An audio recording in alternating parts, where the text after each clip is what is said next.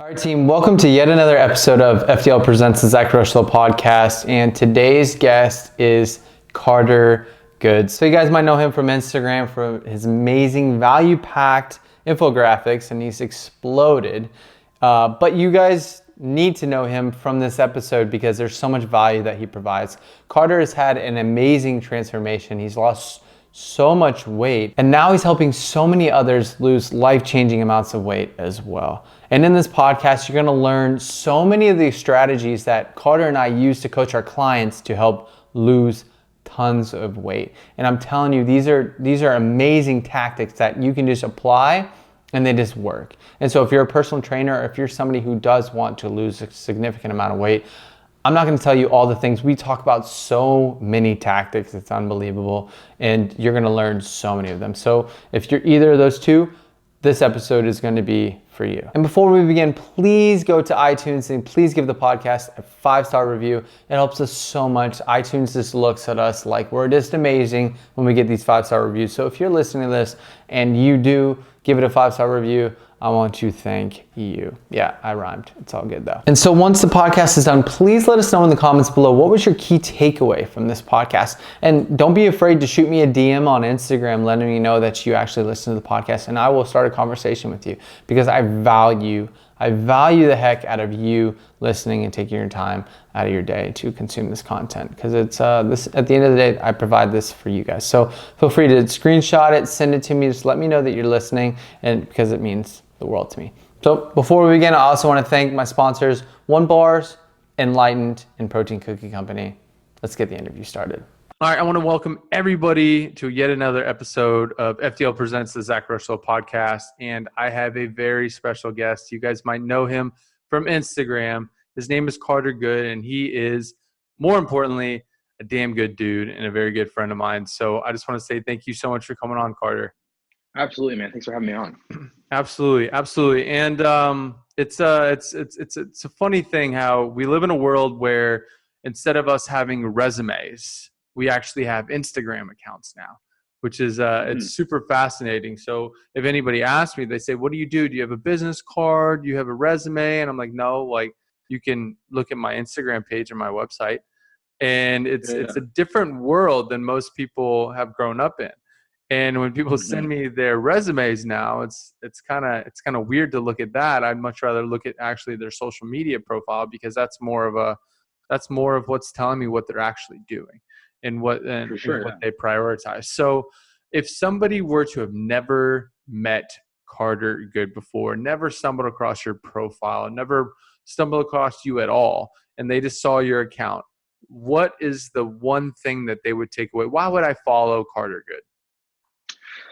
I think so. With my Instagram, I would say my biggest message has always been lifestyle, which is funny how, you're the flexible lifestyle thing too. And I always try to cater towards, in this kind of world that we live in with fitness, there's a lot of people, there seems to be the two camps, the people who are really struggling and the people who are like fitness models, right? And like, on stages competing, and there's nothing wrong with that, right? But like, I've always felt that there's that middle group of people who are just like, moms with 4 kids, like people who are just like living normal lives, who don't need to be shredded, don't need to, they just want to like figure out how to take back control of their lives, because food runs their lives for so many people, right? Because it's such a big part of our lives. And so I think that they would see that it's very, focused on lifestyle and like I would say very inviting almost. I get that a lot. Like people say it's not very intimidating. It's very simple and encouraging, I would say.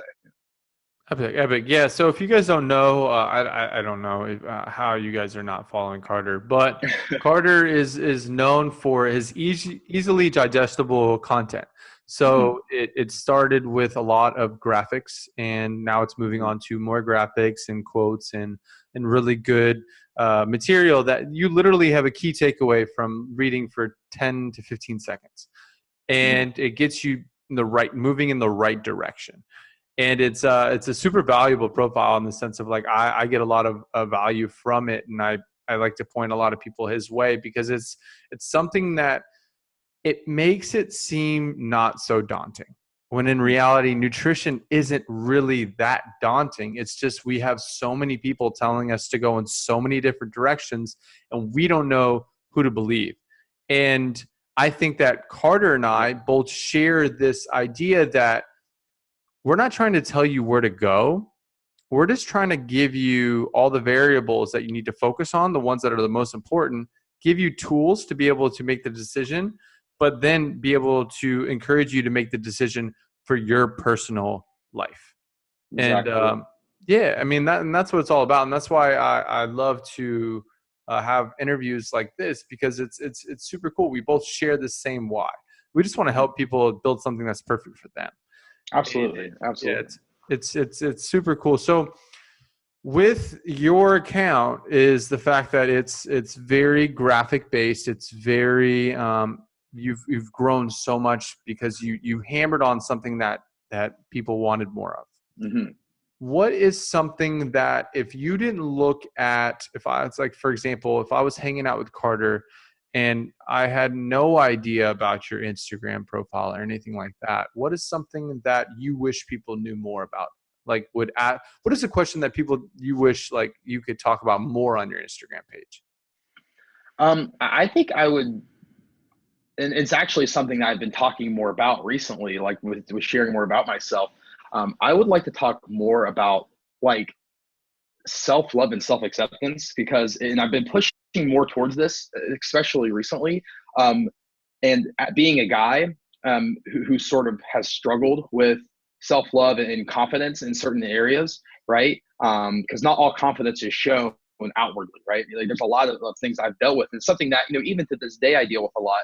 Um, I guess the question would just be like, figuring out how to um, live a happy life, I guess, more so than like a healthy life, like focus more on the happy part, which I think they're all intertwined, right?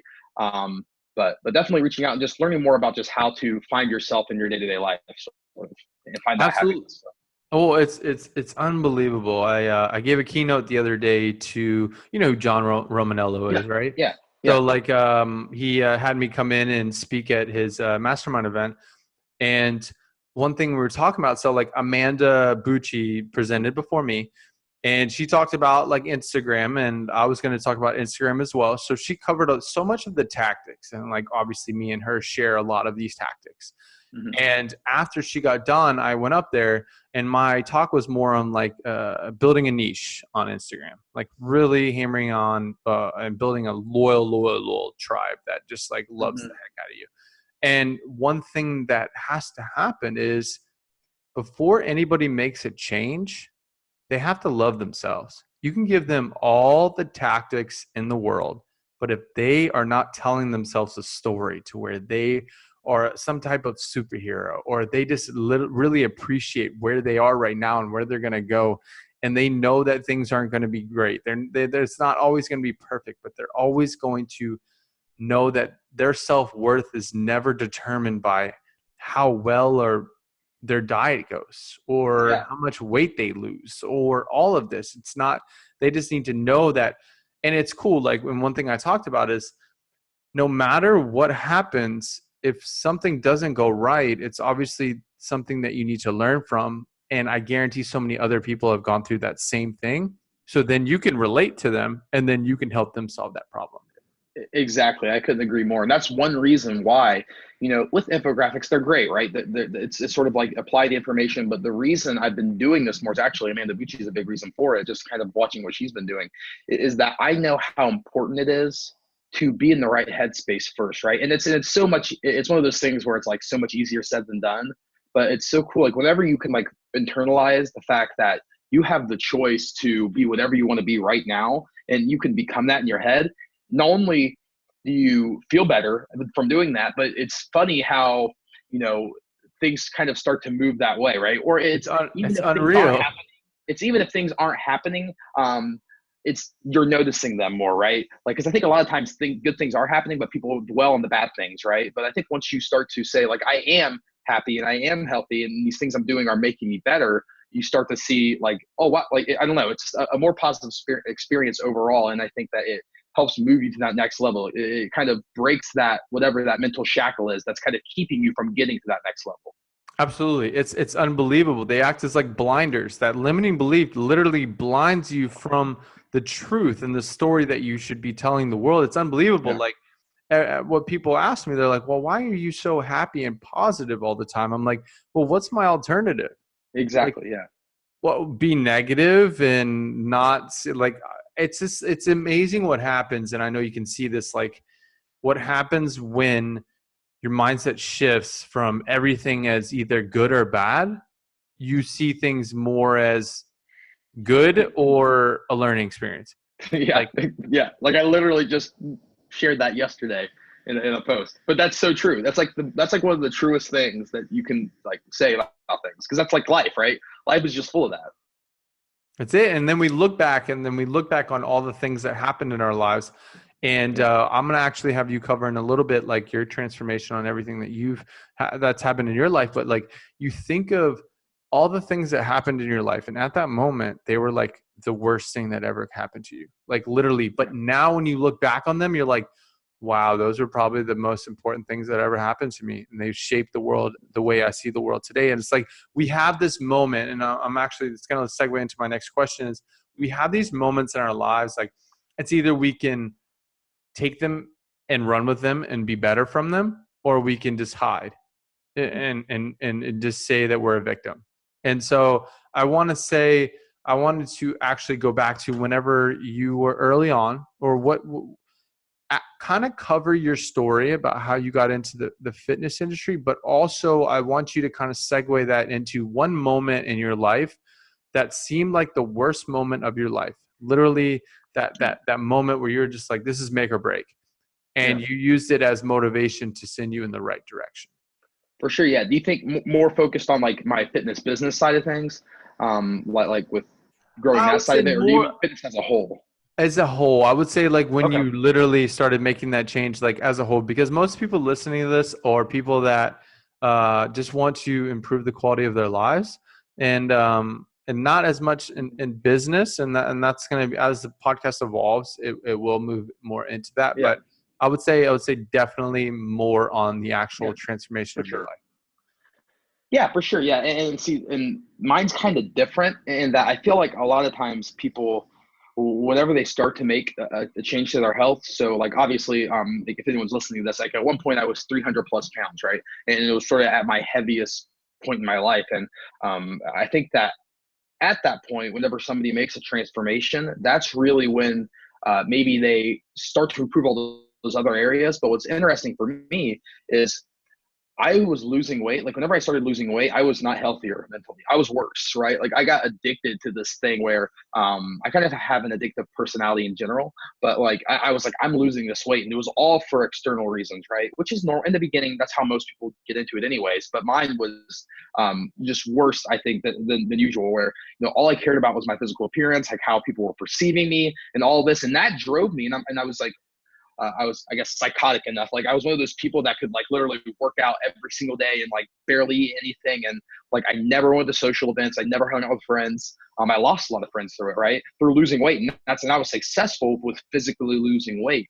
But what's interesting is for me, the hardest part of my journey, maybe this was the turning point, was after I had lost weight. And I had this thing where I had achieved this physical goal, but I was worse off than I was before mentally, right? And I was like, that did not get me to where I needed to be. And it's funny how I had lost weight, and what really made it happen was I had lost all my weight in high school, and I went to college. And in high school, I had a band-aid for it where it was people saw me as the weight loss person. Like they knew Hmm. Carter was overweight and he had lost weight, and everyone was like, wow, Carter, way to go. That's amazing. And I had that external validation all the time, right? And I loved it.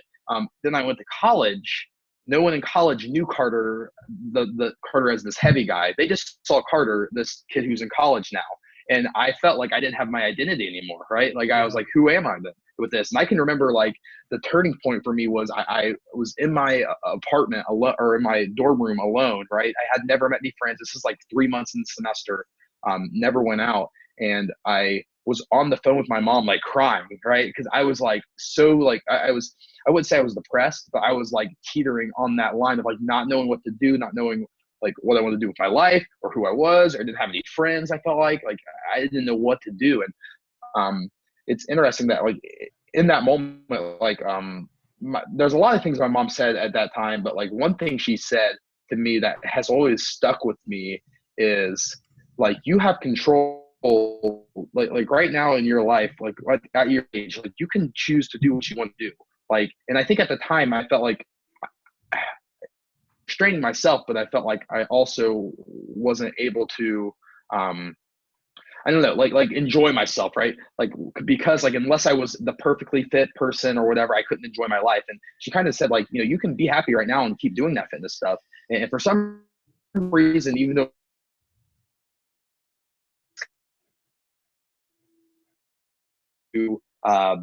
Hold it on, was Carter. around that time where I got this internship to like. Carter, hold on 1 second. It like broke up for like 10 seconds. Um, Oh shoot! it was Oh shoot! about your. You're good. You're good. It was just you were talking about your mom and how your mom told you that you could do both. Oh yeah, well, she told me like, you can keep doing this fitness thing, but like, that's not. She was kind of the first person that made me think about it and realize, this isn't everything. Like, you can be happy outside of this. You don't have to be perfect with this fitness thing. And for some reason that stuck with me, even though it was a simple thing she said. And it was around that time when she started. Like, I got this offer. Like, this is a lot longer story, but basically I got this offer to do this internship, and I sort of started to work on myself more, like mentally, rather than like this physical body. And that's really whenever I think that it was a turning point for me. It was whenever I realized I had achieved this goal, but no matter how hard I tried, it was never going to satisfy me or me ultimately. That story it makes a lot of sense. Like, we usually go and we focus. It makes so much sense because typically we focus on the surface level, which is our physical well-being, how we look in the mirror. But then what happens is we get that result, but then it leaves us feeling empty. We're not like satisfied yet. It doesn't feel like we've made this monumental change. And then we kind of go back to the drawing board, and then we reassess the one thing that we didn't really even think about was that important. And it was honestly how we felt and what was truly important to us. And super obvious. Your mom pointed out something that like me and you both kind of neglected we just overlooked it. And it's amazing now. I am so fascinated by how working out has now become something that I use to enhance this. Yeah. It's not something that I use to define me. Yeah.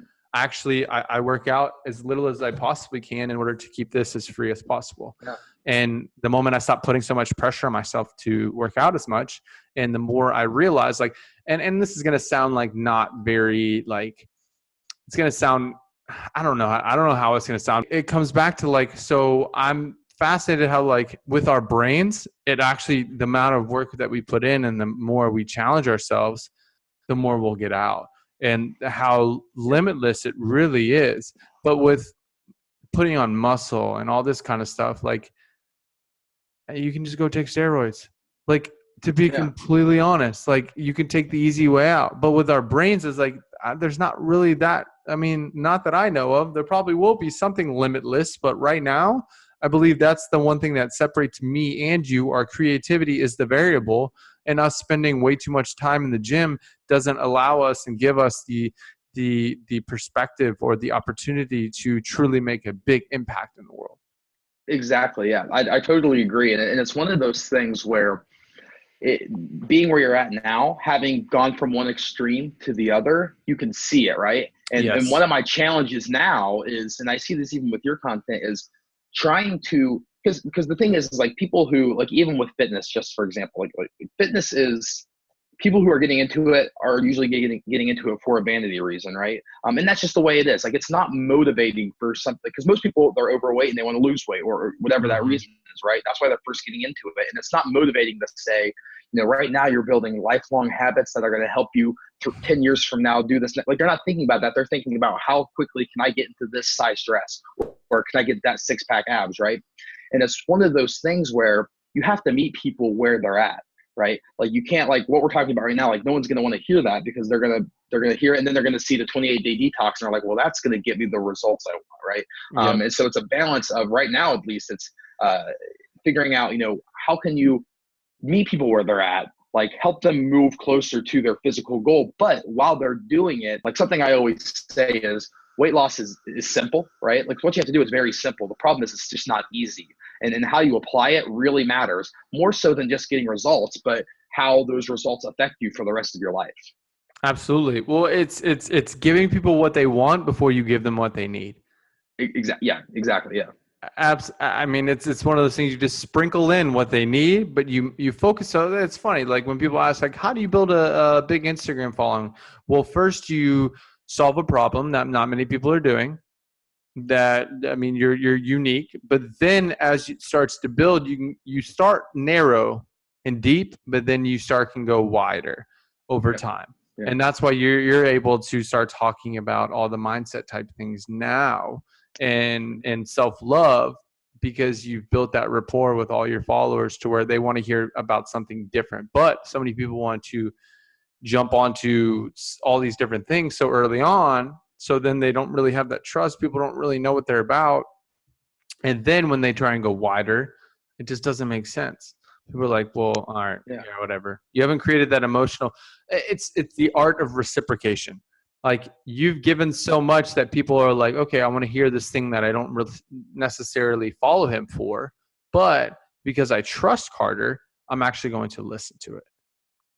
Yeah, for sure. Yeah. And I think that that's a huge thing, like getting that trust in the beginning. And I think that's why I've had such a good response from it. It is because of that trust I built. And I've tried my best to still like communicate it in ways of, in nutrition, there's this, and this, similar to how in life, there's this, and this, right? I always try to bridge what people know me for with what I am trying to share with them, right?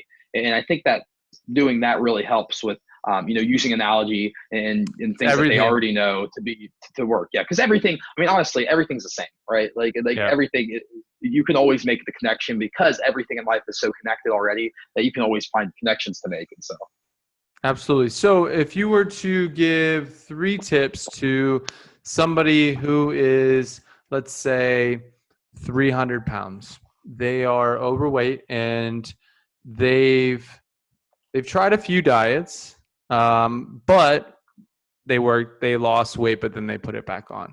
What would you say are 3? Obviously, I think we both know this answer, but I want to hear it from you. What would be the top 3 things that you would advise them to get the momentum started? for sure, yeah, man. See, this is a question. I'm just going to say, if I actually meet this person and like, this is the first thing I want them to do.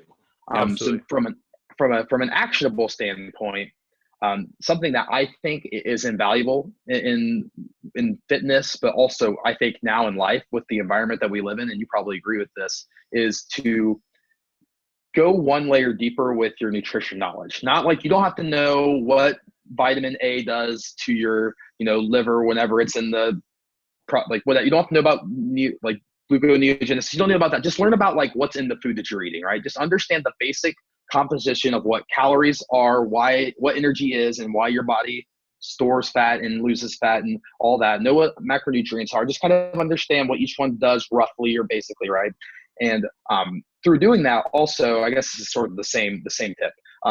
Just start tracking your nutrition temporarily with the mindset of knowing this is not something you have to do religiously for the rest of your life. It's almost like you're studying for a test. Whenever you go to college, you buy all these textbooks and you're looking at these textbooks and studying it. Like you're not going to have those textbooks forever. And you're not always going to have to look at them and take the next test. Really what you're doing is you are just training yourself and learning and both using like through learning, through reading different blogs or whatever about the actual science of it, but then actually applying it in your life and figuring out, like where you maybe struggle with. And like something I do actually with people who are just starting is I say, don't even try to eat less yet, or don't change anything about your diet. Just track your nutrition, just sort of see what you're doing on a daily basis, because that's going to tell you a lot about where you're struggling, maybe, and once you know those things where you're struggling the most, those are the things you're going to tackle first, right? So the first thing is just start to track your nutrition, and don't worry about being perfect. Just do it roughly, and just try to estimate, right? The second thing I would recommend doing is start doing some type of activity that is so easy that like you almost laugh at how easy it is. And if that, for a lot of people, like something I like, whenever I start working, like actually recently I just started working with somebody who's like a little over 300 pounds. And like, they were telling me, okay, how often should I be running during the week and doing all this? I'm like, I want you to walk for 10 minutes every day for the next 2 weeks. I don't want you to do anything else. I don't want you to work out. I don't want you to go to the gym. I want you to go for a walk for 10 minutes every single day. And they thought it was hilarious because like, that's all I'm going to do. I'm like, yeah, that's all you're going to do. And so they started to do it, and it was easy, and they felt confident. And then after 2 weeks, I said, all right, now we're going to walk for 20 minutes a day, just every single day. That's all I want you to do. Right. So with that information, really just the idea is start small and slowly build your way up. And this kind of transitions into the third point, which is know that this isn't a race. A lot of people always think about how quickly can I lose to get to this point. And my thing is, realize that whether you lose, the analogy I like, or the thing I like to say to them is like, imagine 5 years from now, you're at ideal body weight, right? And you're totally healthy, and you love where you're at. At that point, are you going to care if it took you 6 months versus 9 months to lose weight, or however long, like how would that time? No, because it's not going to matter. What you're going to care about is that you spent that time to really build habits and really focus on what you enjoy doing and what works for you, so that 5 years from then, you're where you're at and you're not that person yo-yoing up the same 50 pounds. And so I guess the three things are: one, track your nutrition; two, start being active in the simplest way you can that is easy for you; and then the third is to slowly start to embrace the fact that whatever you're doing, you're going to have to be doing for the rest of your life in some way. And that shouldn't scare you. It should encourage you to take your time and know that, in the long run, you're doing what's right.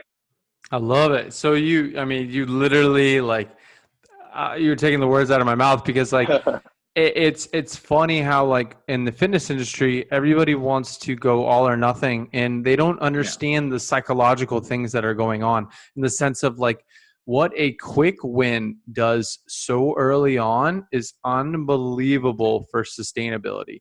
And that walking tip that you give is something that I personally give 100%.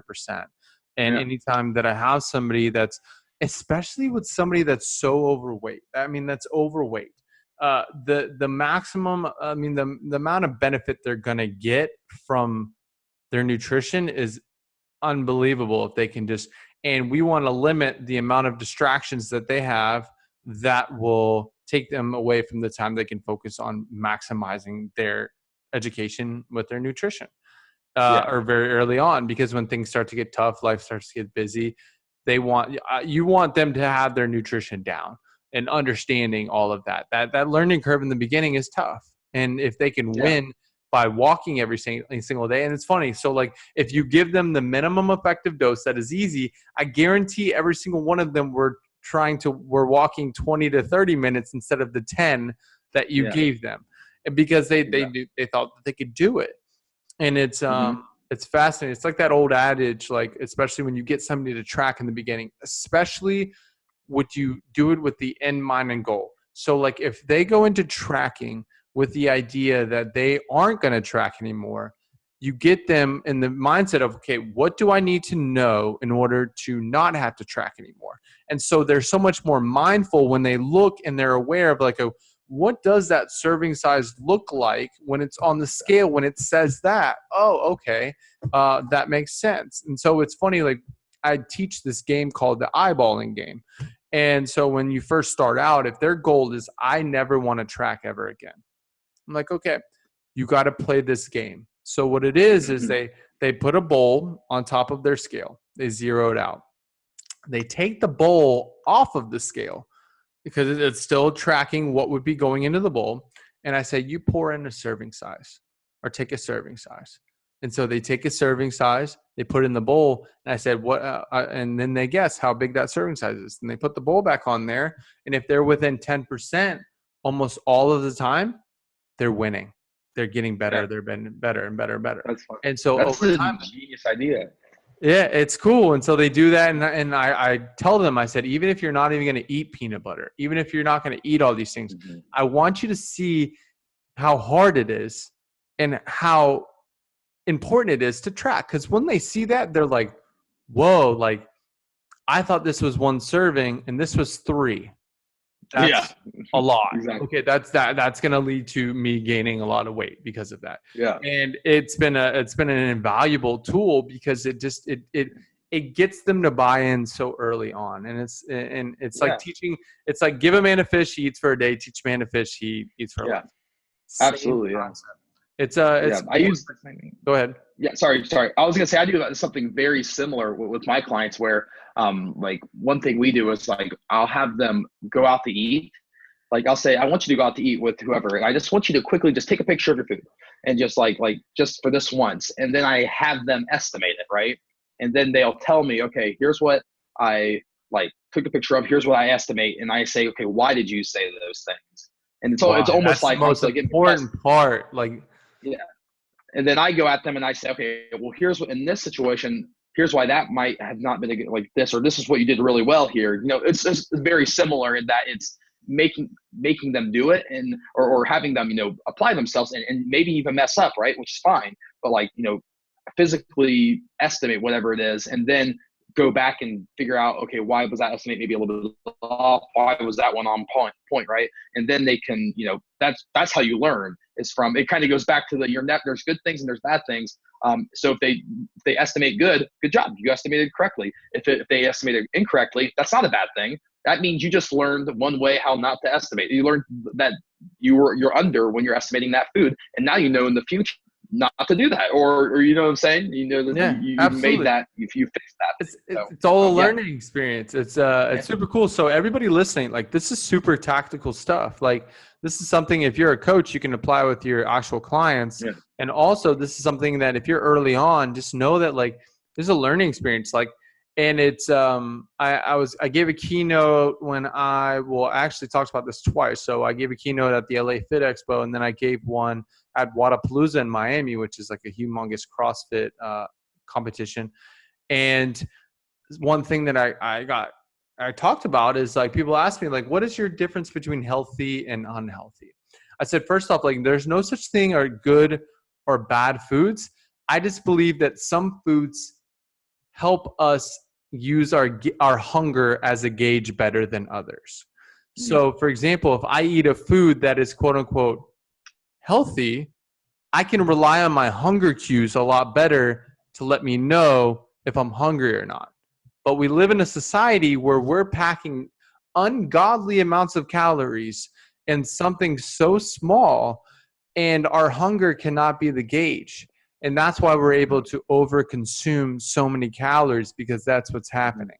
And people, that was like an aha moment for a lot of people. They're like, wow, like this makes a lot of sense. Like, and obviously there's some things that are a little bit in the middle. Like some people would say pasta is bad for you, and some people would say it's not, or rice, or those starchy carbohydrates that are very easy to overconsume. But when you eat them and pair them with a little bit of veggies and some protein, you're actually not going to overeat on them. And that's almost an individual level thing too, right? Because some people feel really good eating pasta, some people don't. Some people, like me, for example, like if I could eat rice all day. Potatoes, I feel differently. Some people are the opposite, right? They eat rice, they feel full. And I think that's where it gets almost to the individual level of like those in-betweens are almost like some people prefer these foods over these foods, and learning what foods make you feel certain ways. I think that not enough people do that. Not enough people like eat food and then 20 minutes later, how do you feel after eating that food? Like, because I know for me, for example, I didn't do this for so long. Like there was a period of time when I was losing weight where I would eat Greek yogurt for breakfast every single day, and I didn't feel great afterwards. Not to say that I always felt that way, but I started to pay attention to it, and I'm like, what if I just stopped eating Greek yogurt every single day?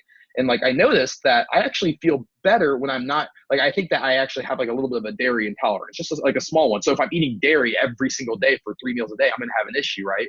And like for the longest time, I was just thinking, oh man, the macros are so good, and it's, this is a healthy food and it's convenient. I'm going to keep eating it. And I just kind of was suffering through it. I was having brain fog and all of this. But once I started to pay attention more and started eating foods that actually made me feel good, I'm like, holy crap, like, why didn't I do that before? Why was it? Because it's so easy to get routined with certain ways of eating and never pay attention to how you actually feel. It's super fascinating. Like, that's why, like, I've gotten into focusing on, like, people get so caught up on macros, and like I hit my macros, and I'm like, but that's only one variable. That's only one variable. Let's say this. Let's put it this way. Let's say you hit a certain amount of macros, but say you have one food that you eat and it makes you feel better. Thus, you move more. Thus, you have a better workout. Thus. Then your energy expenditure is actually higher. Your chances of building muscle are that much higher. Thus, the amount of macros you're going to have to eat are a little bit higher, and thus your output is that much more. And it's like the little things, but people get so caught up. Or another thing is like, well, what happens if you have a deficiency and because you're not creating a variety of foods that you're taking in, and you're only focused on just hitting those numbers, and you create deficiencies? What happens over time? Cancer is insidious. Disease is insidious. What that means is insidious means it takes time. It's over time. It's deficiency over the long haul. And not one day is ever going to throw you off. 1 week, probably we won't either. A month, probably not. But chronic over time, it will.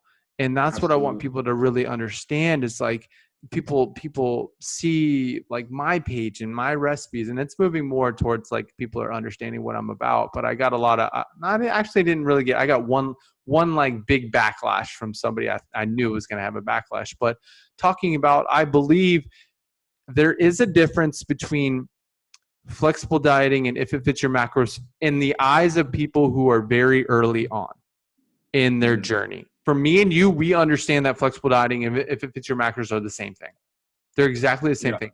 But because the names are what they are, if it fits your macros, sounds like to somebody who just hears it and sees how it's marketed, that if you hit your macros, everything's good.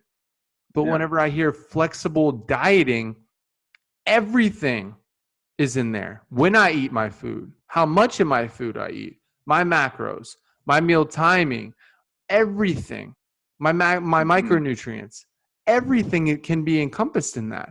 And so whenever I distinguish a difference between the two, I'm talking about the simple fact that if you are promoting, if it fits your macros, be better at promoting it. I say flexible dieting, obviously, because it's in my name and I was smart about it, but I've seen this difference for such a long time. And I distinguished it between, in my head, I just felt like there was a difference because of the total mindset with how you name it. Yeah. Well, and you're right with like, this is funny because this is actually something that I do with clients where from the start, like I don't make them eat any specific foods in any amounts, because I think that if you are paying attention, like with flexible dieting, what I like to do is I almost take maybe an IIFYM approach in the beginning where because at the beginning, whenever people realize that they can have this food and it's like a shock, right? It's amazing. That's sometimes motivating, right? But what I do is I make people pay attention to their hunger and how they're feeling with certain things. And what's funny is you start to realize, why do people lose weight when they stop drinking soda and eating chips and start eating more healthy foods, right? A lot of times people think it's because of the foods, but you and I both know that's obviously a part of feeling better, but a lot of it has to do with how much you're actually eating, right? Absolutely. So something I do is if I have a client who's like not eating very good, like they're not eating super nutritious foods, I won't force them. Like I'll encourage them to keep eating fruits and vegetables, but I know if I say you have to eat this many fruits, this many vegetables, and you can't eat that donut, they're going to fall off the wagon. Instead, what I do is I kind of let nature take its course, and they start to realize, like they might check in and say, I'm really hungry recently. And I'm like, well, let's look at your diet. And like they're eating a donut for breakfast, and they have they're not eating really like whole nutritious foods. And I'm like, okay, so what if we start eating like this food more? And I say, how about you have like a big salad, and eat. You don't have to put ingredients in that you don't like put ingredients in that you like that are, like salad ingredients, right? And do that. And then they start to feel full. And it's almost teaching people they know the health benefits of eating healthier, but now they understand the utility of eating healthier, because there's a difference between physical craving, or physical hunger, and mental craving. And they get to the point where most of the time they're eating for physical satiety, right? And then they start to realize whenever they are mentally craving things, they can have those cravings, right? And they figure out how much they need of those. And it's almost like, then once they reach that point, I'm like, that's called flexible dieting. You just did it. There you go. Boom, it's almost defining it, letting them, learning it, right? It's super fascinating, because like it's amazing how just the 80-20% like just kind of falls in. More times than not, we just want the taste. We just want to know. Like if I see a donut, I just want to taste. I prioritize being full over anything else, but like that taste, that's all we want. It's a permission thing too. Yes. It's like once people understand they have the permission to eat a food, they don't want it as much. It's everyone is a whining kid everyone are babies that turn to adults because of society, social reasons. Like now they're just babies that know how to live in society. Everyone mentally is like, if you can't have something, if you think you can't have it, you're going to have it. You're going to go after it. Right. And so once you kind of realize that you can't have this, you can have whatever you want. You can eat whatever you want, whenever you want. Like you can do that. It almost takes the desire away, right? It does. Like now you don't want it as much. You might still want it, but like it's not something that you feel like you have to have because it's a scarcity thing, or it's I have to eat this. Like I'm being bad right now, so I'm going to keep being bad because I can only be bad right now whenever I'm eating. You know how people act like with cheat meals. That's why a reason why I hate cheat meals in general. Mostly the mindset behind them. It's because it's like, I can eat whatever I want right now in this 2-hour window. But I think once you can shift to the mindset of understanding that you can have anything you want, and if you have fitness goals, then maybe you need to be a little bit more reserved with certain foods and how much you're eating, but you can't have them. It almost takes the desire away to even have them, right? Like you don't need them. It's not worth it. It's not worth it. Exactly. Yeah. Yeah. So it's funny. You were speaking my language using the term utility. I have a degree in economics. So like, everything I've always seen, I see life as one big opportunity cost. Every single step in every direction is all opportunity costs, and how I measure all that is through utility. And it's super fascinating. I love that. So I actually just finished writing a book on teaching nutrition through economic principles, and that's actually awesome. I'm super excited. It was taking a very extensive education in economics and taking every single class and every single principle I learned and relaying it back to nutrition. And I'm very, very, very, very excited about it. It's something I've always wanted to do. And I spent the last 2-3 months just literally every morning writing and trying to write at least 1,000 to 3,000 words every single day. Yeah, so dude, that's awesome. That's real, and it's funny because I mean, nutrition is at its essence is numbers, right? Levels, like macronutrient numbers, calorie numbers, macronutrient, like it's all numbers. It doesn't mean you have to focus on the numbers alone, because you can't. Most people would go psychotic. Some people would love it, will go psychotic. But like, it's funny how like that's how it is. Oh, you're low on vitamin D. We'll turn that up. It's like numbers, right? That's funny. Like, there's probably a bunch of parallels too of like higher level stuff. Dude, like, you don't even realize that like until like I really started going through everything, and I'm like, oh, dude, it's like I'm talking about standard deviation and fixed and variable assets and like all kinds of crazy stuff. Like, and I'm teaching econometrics into nutrition. It was like, it's really cool. Like, I'm super excited about it. It was so fun to write. But yeah, it was, I'm so excited for it. But that's going to lead to our final question. I'm super excited. This has been a really good interview. There's so much tactical things that people can take from this. But this is actually going to go back to, this is going to be more of like, I got to set the stage. So this is going to be more of, I want you to get into the mindset that we are at your actual funeral. Like, I know that sounds really sad, but you're at your funeral and there is somebody on stage. There are thousands of people there. They're mourning your death, but celebrating your life. And there's one person on stage. You have no idea if you've met them once or you have known them your whole life. I want to know, what type of life would Carter Good want to live to where that person would say what about you?